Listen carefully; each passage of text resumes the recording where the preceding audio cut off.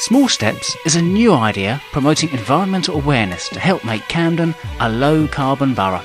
It was launched by council leader Keith Moffat, who told me how we can all make a difference. This is really about people taking responsibility themselves for helping to make big changes to the environment. So, lots of individuals can take small steps that when you add them together will make a big change. And to complement that, we as a council are taking lots of steps ourselves, for example, insulating lots of the council properties that we own. So it's about, I think, the council making big steps and local residents taking small steps, and they all add up to a big change.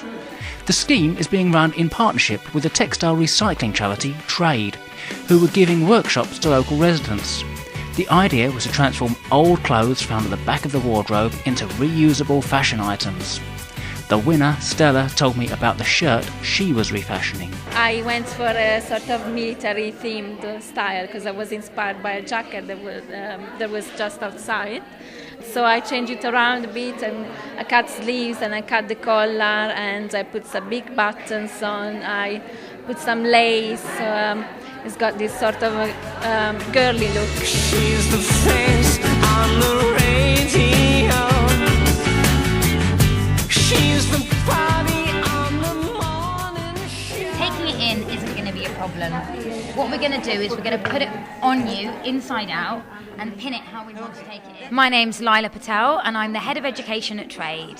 We all have clothes in our wardrobe that we no longer wear. Those clothes have great value in them, and definitely shouldn't be ending up in our landfill sites. They should be donated to a charity for them to use to raise revenue from, or they could be given a whole new lease of life by ourselves. We could be looking in our wardrobes for inspiration rather than going down to the high street.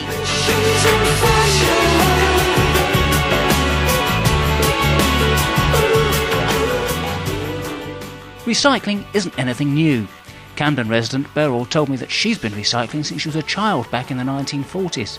Then dust carts separated waste for recycling, and her Christmas presents came from recycled goods. My grandfather made me a doll's cot and a little clothes hairer and an ironing board out of wood that came with the orange boxes and the apple boxes and things like that from the green grocery shop.